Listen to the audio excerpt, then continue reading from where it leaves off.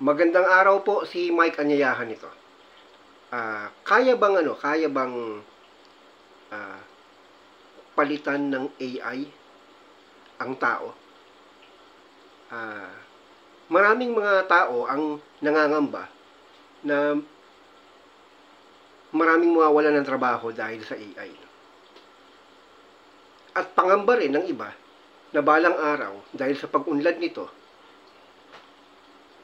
ay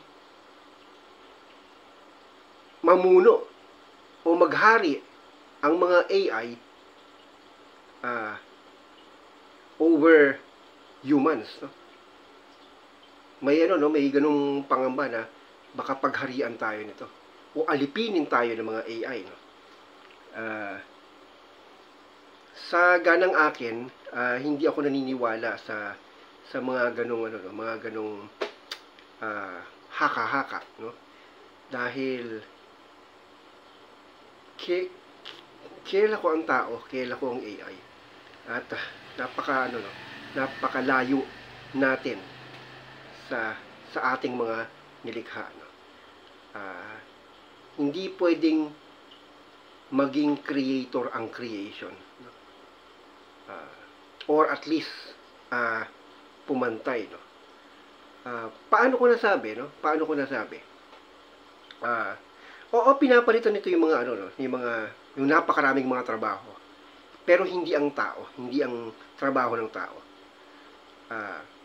Kinukuha lang ng teknolohiya ang mga gawaing mabibigat o yung rigid o mga gawain o trabaho na hindi talaga para sa tao, kundi para sa robot, para sa makina.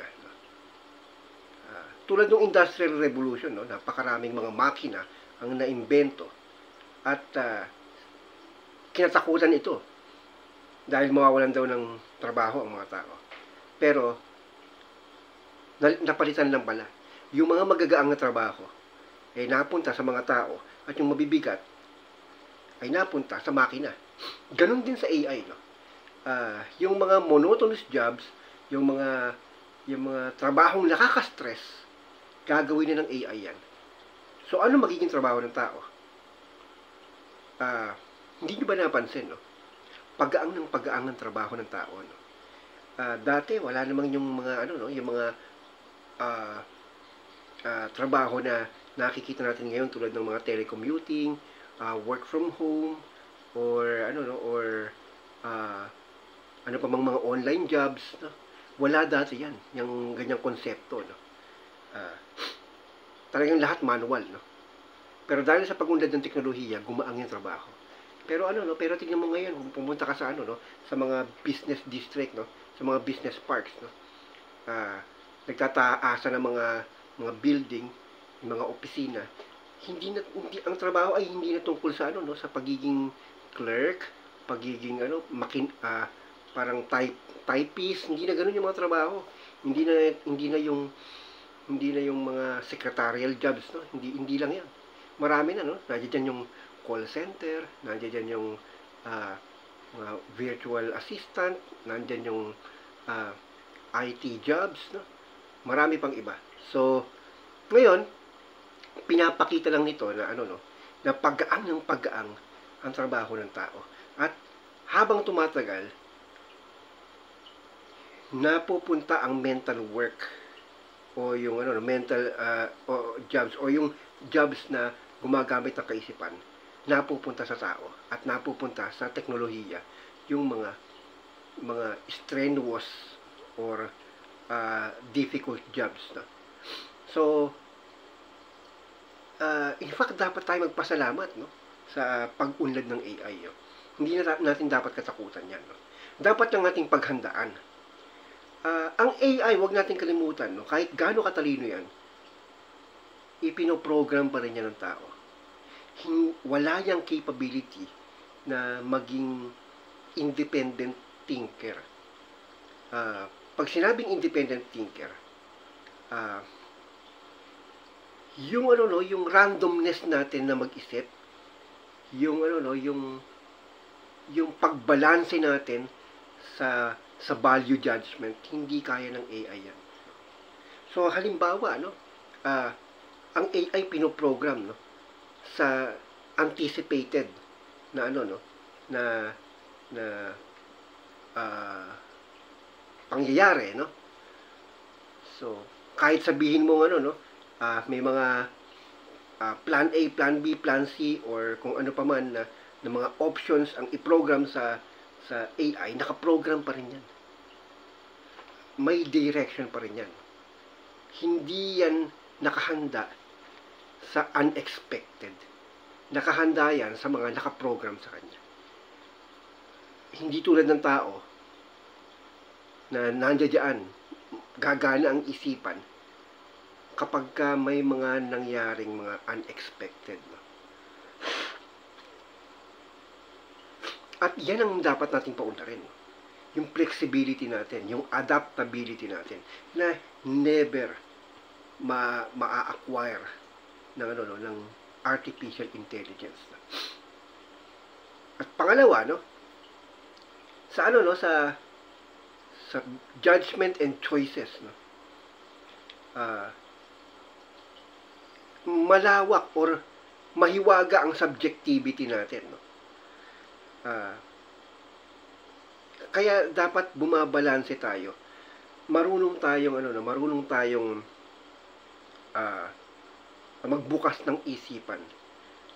Marunong tayong mag-entertain ng thoughts without accepting them. No? Hindi tulad ng AI na accept lang ng accept. Dahil dito, natututo tayo maging free thinker. Ang AI never magiging free thinker yan. Dahil tinitrain siya sa universality at objectivity. Kung ano yung objective na information, doon siya tinitrain. Hindi katulad natin na pwedeng magbago-bago ang isipan. No? So halimbawa, no, paano magduda? Hindi kaya ng AI yan. Kasi nagdududa tayo kapag may nakikita tayong changes sa behavior sa paligid natin. At yung pagdududa na yon, meron tayong value judgment doon. Na minsan, hindi natin alam kung ano ba yun, kutob, or paradigm, orientation, norms, o ano pa, subconscious. Meron tayong value judgment na hindi mo talaga pwedeng sabihin universal, kung hindi unique sa bawat tao. At yun ay nasa loob ng subjectivity natin, or sa pagiging personal. Halimbawa, para maintindihan yung sinasabi ko, no, bakit may mga tao na nagugustuhan yung isang particular na produkto, and then the same product ayaw nung isa. Ngayon, kung ipoprogram mo sa AI, sasabihin mo sa AI, ang ganitong produkto ay kagusto-gusto. Kaya pagka may present ka sa AI na ganitong bagay, sabihin ng AI, gusto ko yan. O yun dun siya na i-program. Pero ipakita mo ulit sa AI, sa isang robot na may same na AI, yun ang sasabihin, gusto ko to kasi yun yung na-program na train sa AI. So may standard, no? Kasi nag-train din ako ng AI dun sa nag-attempt din ako mag-train ng AI dun sa isang platform, no? Na nakalimutan ko na yung pangalan, no? So nag-annotate ka ng mga images, at yung images na yon ako ang magsasabi na ilaw yan, no? Ilaw. Tapos iba't ibang klaseng ilaw, ako nagsasabi ng ilaw. Na ngayon, para malaman ng AI na yung mga ganong klaseng object ay ilaw, kahit nagbabago-bago ilaw, kasi paano nila nalaman? Sinabi pa rin ng tao, sinabi ko no? So may mga iba't ibang sasakyan na dumadaan, no? So iba't iba yung ilaw, pero ina-annotate ko. So ngayon, pinapadala nila yon doon sa AI, at mare-register sa AI yon. Ganon, sa mga hindi nakakaalam, ganon yung AI. No? Pero ang laban natin dito ay yung randomness natin, yung unpredictability natin. Yung unpredictability na yon, yun yung ikip natin. Ibig sabihin, lagi tayong maging bukas ang isipan. Lagi tayong maging critical. Critical thinker, free thinker, dapat maging ganun tayo. Di bali na magpabago-bago ng judgment. Basta yung judgment natin ay naaayon sa pagbabago sa paligid. So, ipaunlarin natin ang sarili natin at ihubog natin ang sarili natin na maging mas flexible at adaptable pa.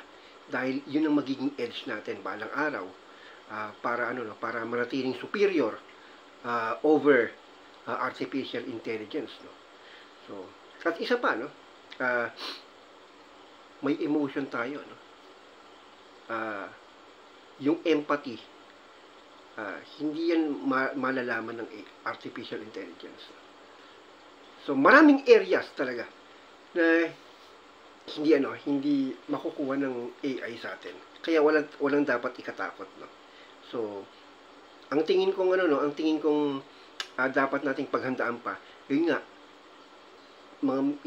yung mental work, no? So, pagtitrain sa AI, pag-i-edit ng mga ginawa ng AI, at pwede nga yung pag-imbento ng AI or pag-i-engineer or pag-i-design, no. So lahat ng pwede nating gawin or trabahuhin gamit ang ating isipan, yan yung i-enhance natin, no? Kaya napaka-importante ng education, napaka-importante ng pagpapaunlad ng ating isipan. Kaya nga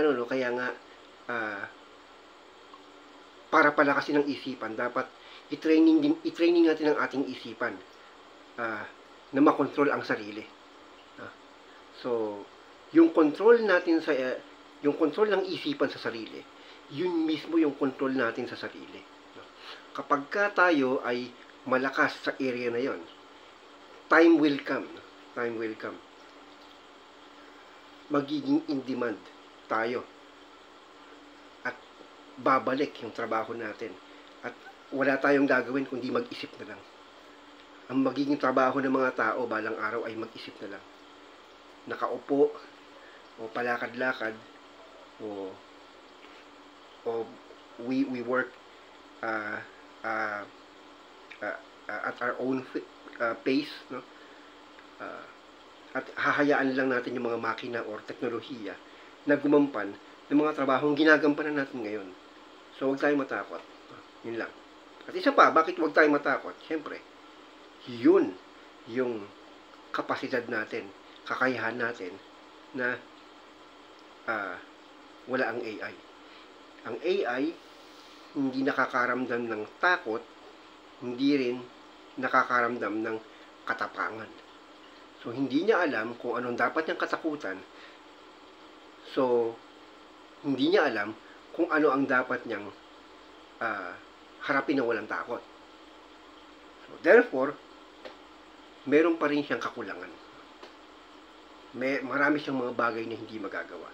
Na magagawa natin ng episyente. Dahil alam natin kung ano ang tama. Ang AI, ang alam lang niya kung anong pinrogram sa kanya. At tayo, patuloy na nakakatuklas kung ano ang tama at mali ayon sa ating karanasan na unique sa isa't isa, na hindi maiintindihan ng kahit na anumang makina. Hanggang dito na lang po. Ito po si Mike Kanyayahan. May the Force be with you.